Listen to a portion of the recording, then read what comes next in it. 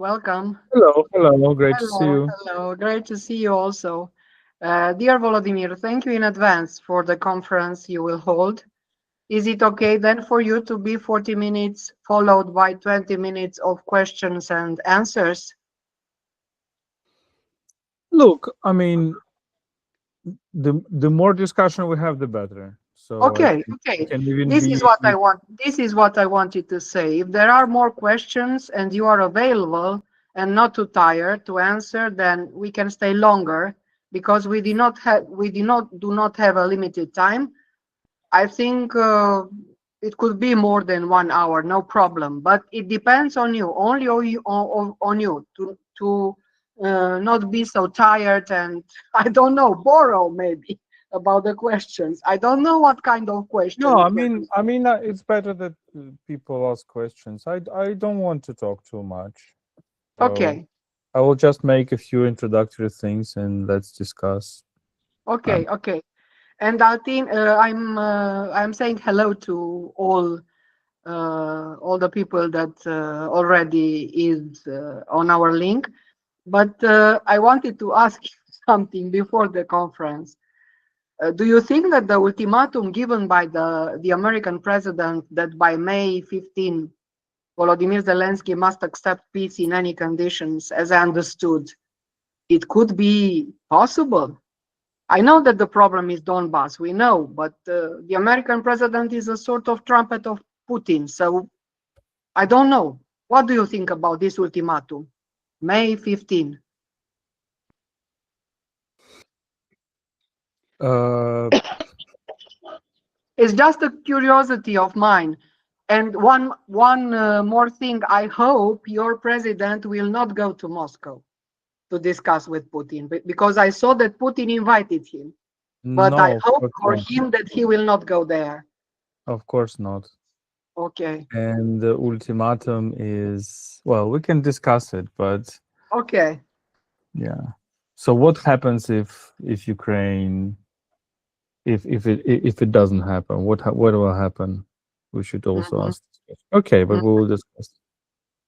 Okay. Because I saw last evening, I saw that Trump, it was announced on all the TV media that Trump announced that there is an ultimatum for Zelensky to have the peace until May 15, in any condition, in Yeah, any but condition. yeah, but But this is uh, impossible. but the You problem cannot is say in any condition. no. The problem is not Ukraine. Ukraine has agreed on many things. The problem is that uh, the problem is not even Donbass, the so-called Donbass, because the Mhm, problem is much deeper. Russia mhm. has included much more territories of Ukraine into its constitution, and I there are know, cities yes, like the law. Yes. Zaporizhia and Kherson, and well, there are several layers. The first layer is that Putin presented this war for his own citizens as the war for Donbass Yeah. initially in 2022. Therefore, he wants to show that he gets Donbass, but his present Donbass is only Donetsk and Luhansk regions, Mhm, and Putin has occupied 80% of Zaporizhia region, and he's already very close to Zaporizhia city. mhm. As you know, they occupied Kherson, then they were pushed back from Kherson, but Kherson is still under constant shelling of Russians. Russians are saying that Odessa is a Russian city, and they continue to threaten Kharkiv. So it's Mhm. an illusion to think that Putin will be satisfied with just two Ukrainian regions. No, it's not this. It's not his goal. His goal is to continue to proceed, to go, to occupy Mhm. when he can. Uh, Mhm. Nothing will stop him until he's stopped. When he sees that he can proceed and he can invade further, he will do it. Why should he stop? Why, in his calculation, he's winning the war. We can discuss today whether this calculation is true or not. But in his calculation, he's winning the war, Putin, I mean, and therefore any peace deal today will be bad for him because he thinks that he get more. That's the calculation. So we have no guarantee. For example, the Donbass is basically several cities which are under Ukrainian control, which are the strongholds, the big agglomeration, Kramatorsk, Slovyansk, Družkivka, Konstantinivka, where I've been many times. And if Ukraine goes away from these cities, like imagine this, well, who goes away? The Ukrainian army? What about citizens who are living there? There are hundreds of thousands of people. Yeah. Should they also go from the cities? Should be like it's a deportation, like it's a deportation change. Should they also go away? Well, as the Ukrainian army is staying there, nobody will go from these cities. It's like unthinkable, right? Because it's unthinkable, because it's unconstitutional, because it's against morality and ethics and law, etc. But if we imagine that Ukraine goes away from the cities, what will stop Putin to enter Kharkiv Oblast, to attack Zaporizhzhia? What kind of peace deal will be? Because Russians are, according to their constitution, which they changed in 2022, Ukraine is an occupier. You should understand the very cynicism. I know. Ukraine occupied the Russian cities of Zaporizhzhia and Kherson, and I haven't seen anything in any peace plans that say Russia should change its constitution and deny that the Zaporizhzhia or Kherson are Russian cities. Nothing is present there. And then that means that we will be in a situation when Russians say this is our territories and Ukraine say no, this is our territories, because it's according to international law and internationally recognized Ukrainian borders. So we should not be naive that Putin will be satisfied with just another piece of land. But let's discuss I know that, but the problem is also with Trump. That's the point. The problem is Trump. Look, but Trump already had lots of different ultimatums to Ukraine. It's true. A year has passed. He promised to end this war in 24 hours. A year has passed. He met with Putin. He met the red carpet. What happened? Yeah. Okay, then we shall start. Hello, everybody. Thank you for being here. Dear Volodymyr Yermolenko, PEN Romania, its members, their friends, their guests, and the students attending, we are all honored to have you as our guest with this conference on Ukraine and its battle for survival. I have sent your concentrated CV to all those interested, but however, I will now summarize a few things for those present about you. So, Volodymyr Yermolenko is a Ukrainian philosopher, journalist, and writer. He is the president of PEN Ukraine. We met at the Congress from Krakow last year in September. He is a doctor of political studies and he has a PhD in philosophy. He is analytics director at Internews Ukraine, chief editor of UkraineWord.org, a multimedia project in English about Ukraine.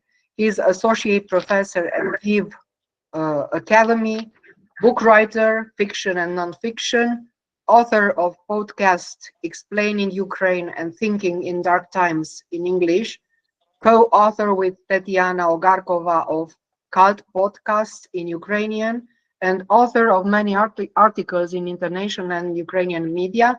And he put in the end, he is the father of 3 daughters. Congratulations, Volodymyr, also for the 3 daughters. And I invite you to hold this conference entitled Why and How Ukraine Resists, after which you can enter into dialogue with those who will ask you questions, and I'm sure that will be a lot of questions. Thank you in advance, Vladimir, and please, you have the microphone. Thank you very much, Alexandra. It's a great honor for me to speak, and thank you to PEN Romania and to Romanian citizens. We feel your support, and thank you for, your actions of solidarity with Ukraine. Thank you for supporting us from 2022. Thank you for translating our literature. We recently had a kind of a mini congress at PEN Ukraine, and I've talked to several of our members who shared very, warm regards to PEN Romania, with Pavlo Matusha, with Iya Kiva, with some other figures, and they really, really love your country and your language.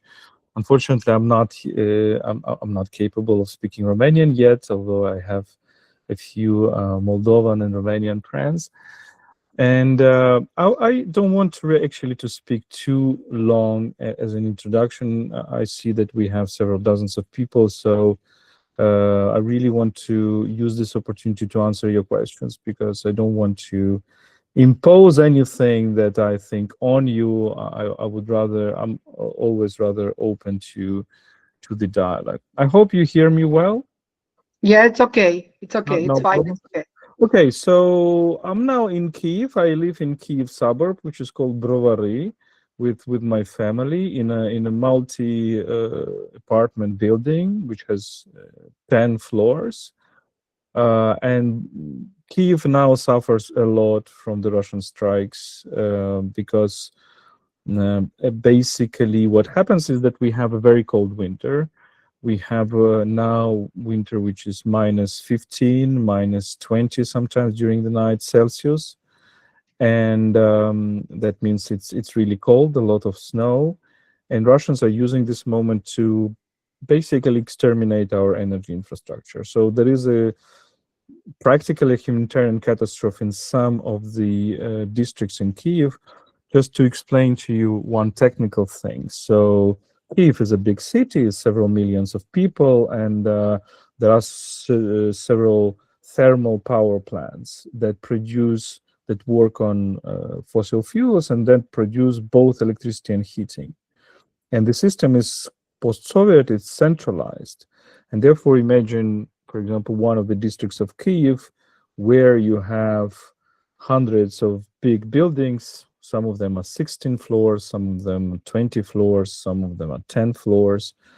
And they are dependent, of course, on centralized heating and electricity. And Russians just want to destroy this infrastructure. And unfortunately, this year they succeed. So they started from the 2022, from November 2022, deliberately targeting basically the civilian infrastructure. And what they try to do right now is to destroy several of these thermal power plants. For example, one that provides heating for Kharkiv, those who provide heating for Odessa, and that provides heating for Kiev. And also my district, Brovary, is also very, very, very targeted. So the fortunate situation in which I, for example, live, I'm now in the office, therefore we have a generator and we have lights. But when I'm at home, most of the day, we don't have electricity. That means we don't have water, and we have just water a few hours per day to wash our kids. So it's always a very tricky process, how you cook, how you wash your kids, how you go to the toilet.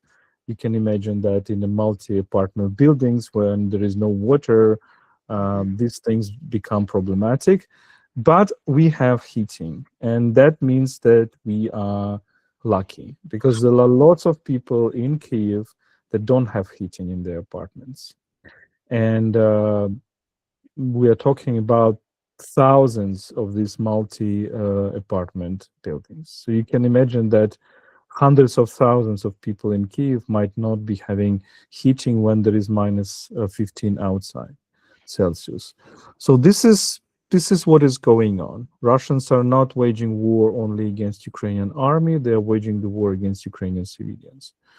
Brovary is also a suburb where lots of Russian drones are going through us on Kiev. Sometimes they fell near us, and Well, sometimes they make a very unpleasant sound, but you might imagine that basically, well, many nights, many mornings, we wake up with the news that this building was destroyed, or that building was destroyed, that family was killed, or that family was killed, and this is how we live, actually. Many of our friends are in the army, or in the either in the army or volunteering, helping the army. We, with my wife, we are helping the army a lot. We go into the front line several times per month. We basically buy cars for our soldiers. So we bought already 50 something cars, 55 or 56 cars, mostly jeeps and pickups and everything else. So this is how our lives are going on.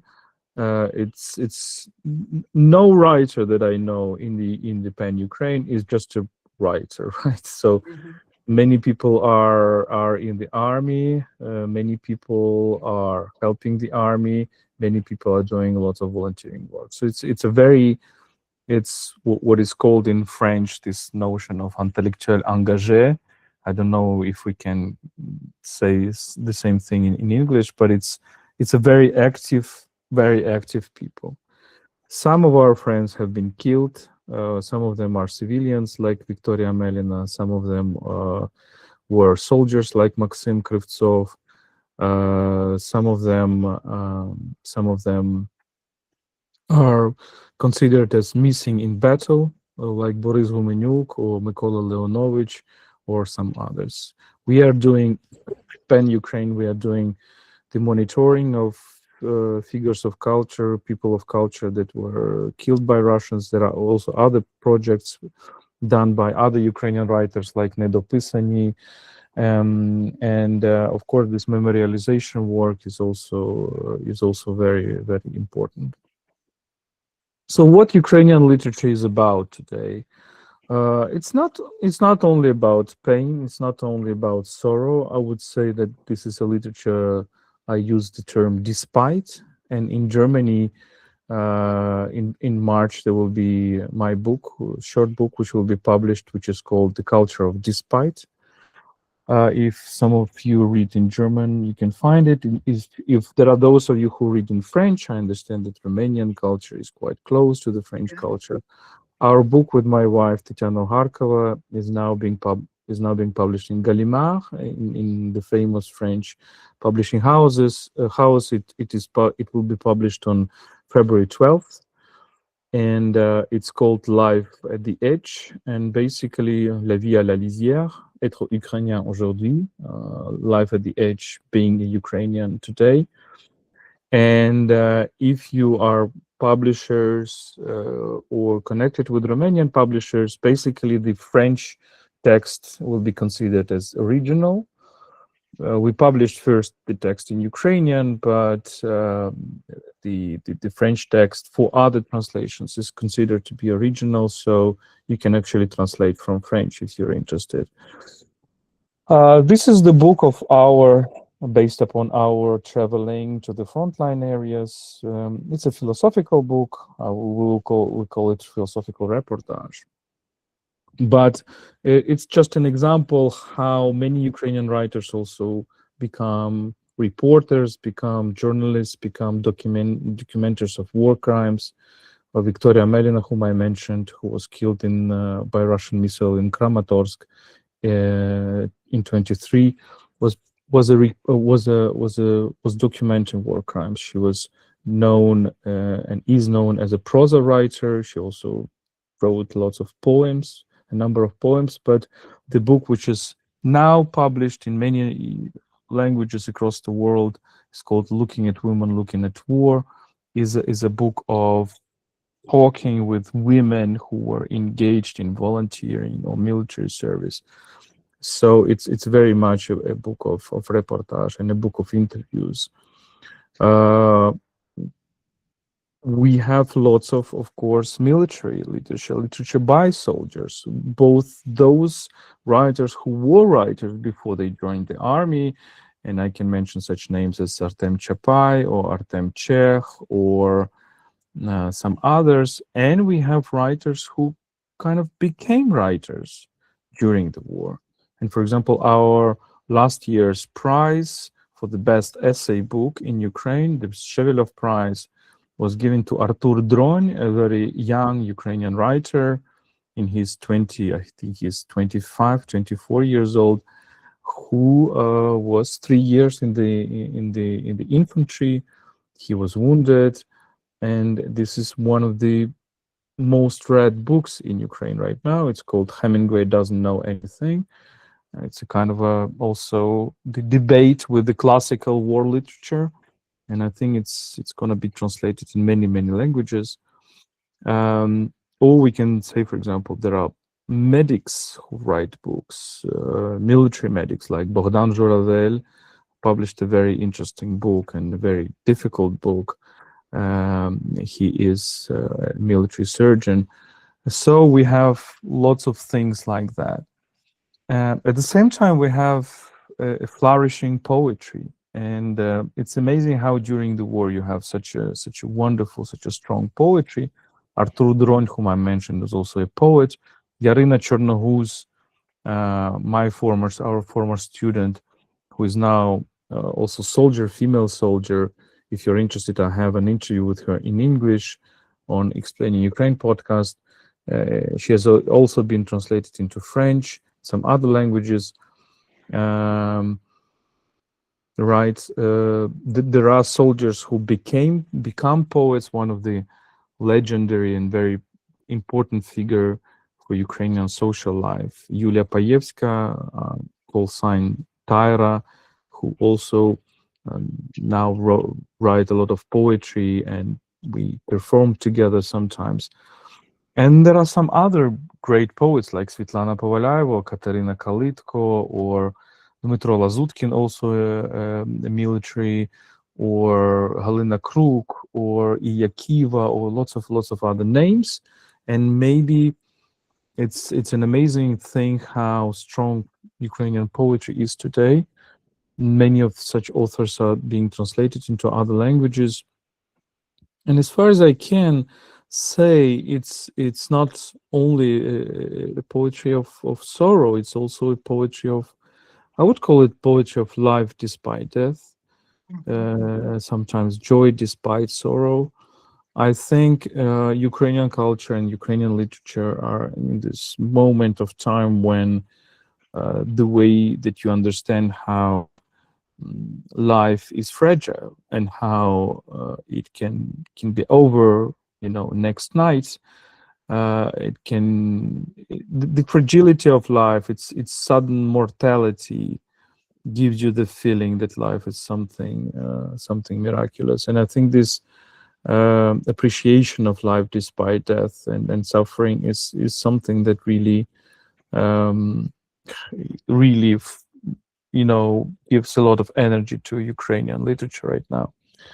PEN Ukraine is a very active institution, and again, we are also, I think we are strong because we are a community. We are a very strong community. We are people who really support each other, and recently we just got together despite all these shellings and cuts of electricity, and it's showed several dozens of people, and it showed how we are actually feel ourselves as a community. And I think that this element is also very important for Ukraine, for the whole Ukrainian history, because one of the key concepts of Ukrainian intellectual history and thinking is a concept of hromada. In Ukrainian, it is hromada means community, but also from hromada you have a concept of hromadyanin, which means citizen. So citizen in Ukrainian comes not from the city, like for example in Latin or in Latin languages, or maybe Romanic languages, but from a community. And it's a very interesting thing to think about. But this idea that you are in a living community of people who have empathy towards each other, who are supporting each other, I think it's very important, and it goes kind of against this trend of more and more individualism that is in the world, and less empathy. I think we are living in times of decreasing empathy and deficit of empathy. I think in Ukrainian situation we have an opposite trend. We have a trend of kind of increased empathy and compassion and like feeling together with others. Another thing I wanted to mention is that there is, of course, many people ask the question, so how Ukraine could have been resisting so much, and Russians are really losing so many people. And when we think about this war, we should also remember that Russians don't care about the lives of Ukrainians, but they also don't care about their own lives. And they are now literally losing 1,000 people per day. And Ukraine is developing different technologies, drone technologies, and the goal is basically to make the price of Russians that the Russians are paying unbearable. But it's so cruel and so kind of a strange and inhumane to see how the Russian army, the Russian leadership is just sacrificing also their own people for nothing, because there is no interest that they might have from occupying this or that Ukrainian village. They're not fighting for resources, they're not fighting for better geopolitical position, and we can discuss it, what they're fighting for actually, but the goals of the Russian war. It's another question. I think the goal of the Russian war is the war itself, is the capacity to expand, is the capacity to apply violence. And this is the regime right now, which is based upon the idea that, I mean, Putin's regime, upon the idea that violence equals power, and the more violent you are, the more powerful you are. But even under these circumstances, Russians are still very slow. They occupy 1% of Ukrainian territory per year. And they claimed they wanted to capture Kyiv in 3 days, as you might remember. And now they're waging a war against Ukraine for 12 years, since 2014. I remind you that this war started in 2014. Vino aici, că la mine nu se mai aude nimic. Hai tu aici. Sorry? Okay. I have Someone- a problem with, just a moment. Do you hear me? Yes. Confirm we do. Yeah, it's okay. Should I continue? Okay. So, so also the question is why Ukraine is resisting, and what is this capacity of resisting? And I think the answer is that first, in the Ukrainian history, the most of the Ukrainian kind of way how Ukrainians understand ourselves, how we understand ourselves, at least in the past several centuries, were related to this or that extent, to the idea of political freedom and something that will build a kind of a state that will be anti-tyrannical, that will not be an empire, that will not be a monarchy. And this idea goes through the Ukrainian intellectuals from the 19th century, 20th century. And it was always, in the 19th century, in the 20th century,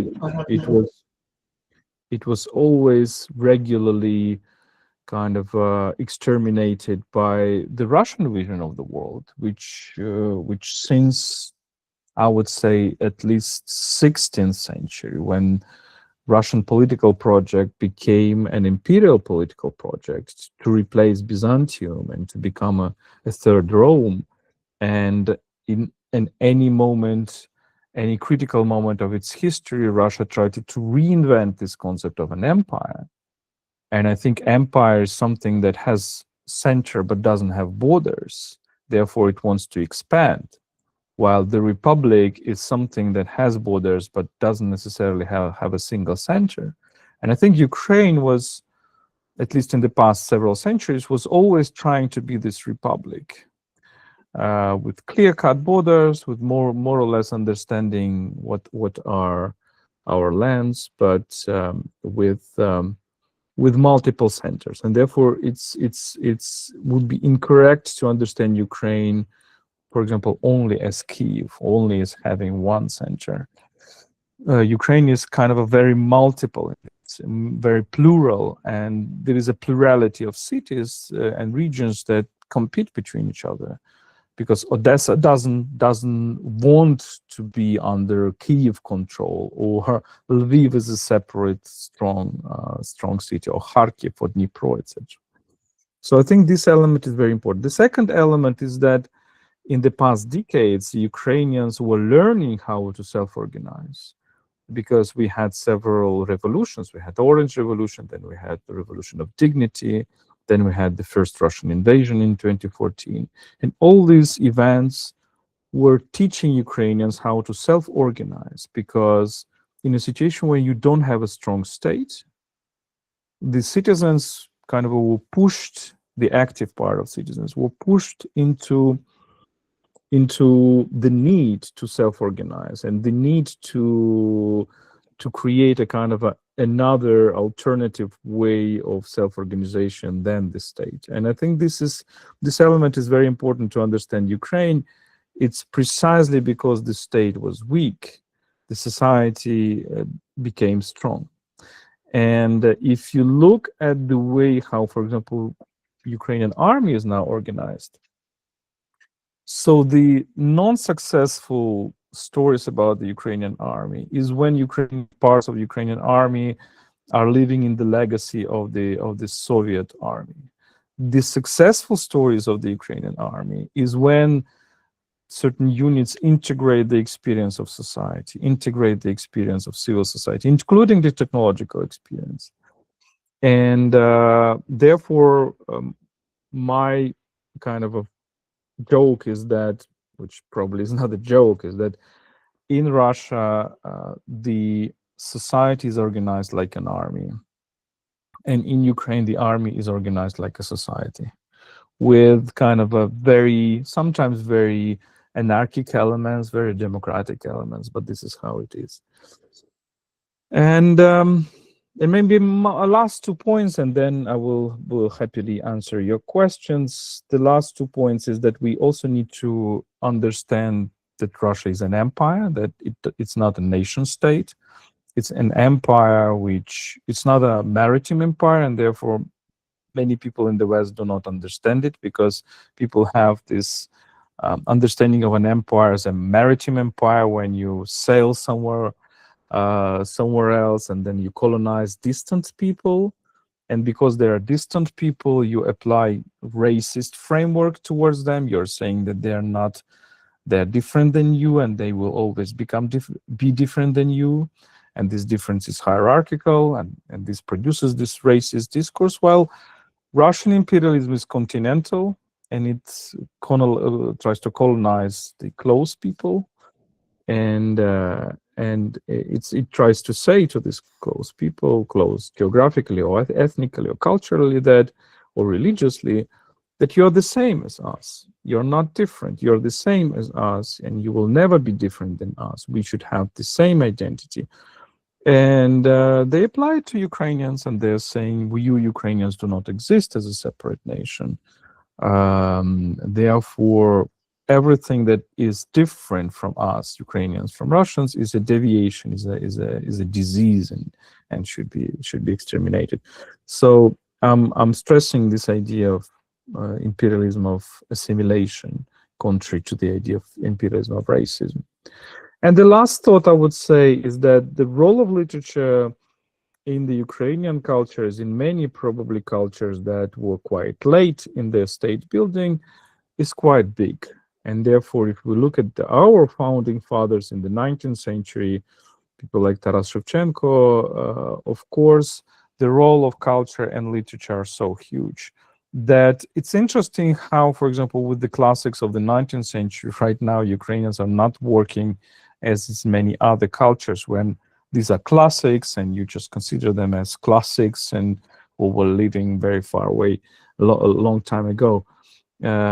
Ukrainians are now working with the classics to modernize them, to apply to the certain realities of current life. Therefore, you have lots of these memes of our classics of the 19th century looking as our contemporaries, or wearing a military uniform, or wearing modern haircuts, etc. So I think it's a very interesting thing. But another thing is what we call executed Renaissance, executed literature Renaissance. We apply this term to the 1920s, when majority of the Ukrainian writers, mostly left-wing and communist writers in the Soviet Union, were exterminated by Stalinist regime in 1930s. But then this repeated in the 1960s, when this generation of the 1960s were also put into the gulags, into the prisons, and some of them were killed. And then there is this feeling that every time when there is a cultural renaissance in Ukraine, these authoritarian forces of Soviet Union or Russian imperialism try to exterminate them.